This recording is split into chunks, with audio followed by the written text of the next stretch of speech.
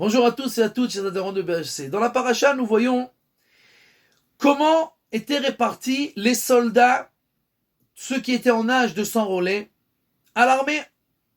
Et le verset nous dit, Elef lamate, le Midrash dans Bamidbar Rabba nous dit que sur chaque 1000 soldats, il y avait 1000 qui s'occupaient des armes, etc.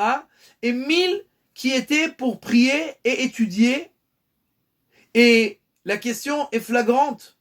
On parle ici des gens qui sont en âge de s'enrôler. Jusqu'à quel âge on est à l'armée ? 40, 50, 60 ans pour les officiers. Mais il y a encore des milliers, des centaines de milliers de gens qui sont à la retraite, qui sont en pension, qui peuvent prier et étudier. Qu'est-ce qu'on a besoin de prendre les gens qui sont en âge de s'enrôler pour prier et étudier ?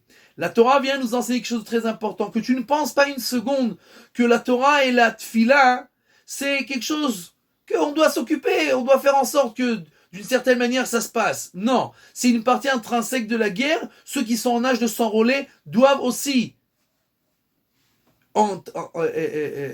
relativement par rapport aux soldats, prier et étudier. Et c'est pour cela que nous voyons que la Torah, dans énormément d'endroits, nous montre cette chose-là, nous enseigne cette chose-là.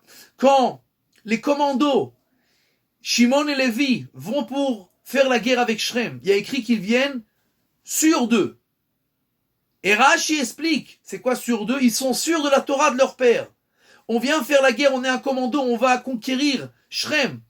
Mais comment on va conquérir Shrem ? On est sûr qu'on va conquérir. Pourquoi ? Parce qu'on a la Torah de notre père. Et c'est pour ça que quand Yaakov répartit son héritage, il dit à Yosef, son fils, je vais te donner Shrem. Pourquoi ? Parce que je l'ai conquis avec mon glaive et mon arc. Et Rashi explique au nom du Midrash, c'est toi qui as pris ton glaive et ton arc.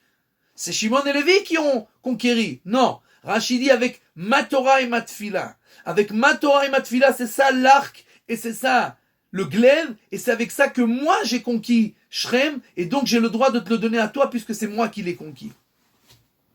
Et de la même manière, Beinyana de Yuma, on voit dans le Yerushalmi de Ta'anit que Jérusalem n'a pas été conquis tant que Rabbi Lazar Amodaï jeûnait et priait pour le peuple juif.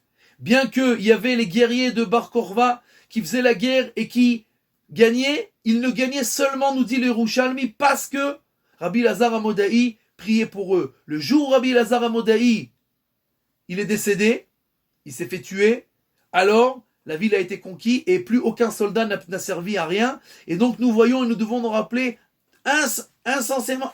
incessamment, tout le temps, que les soldats et ceux qui étudient et qui prient, c'est une seule entité on ne peut en aucun cas dire de cette partie ou de cette partie on n'a pas besoin, ça c'est moins important, ça c'est plus important, on a besoin de tous, et tous ensemble, c'est ceux qui font gagner la guerre.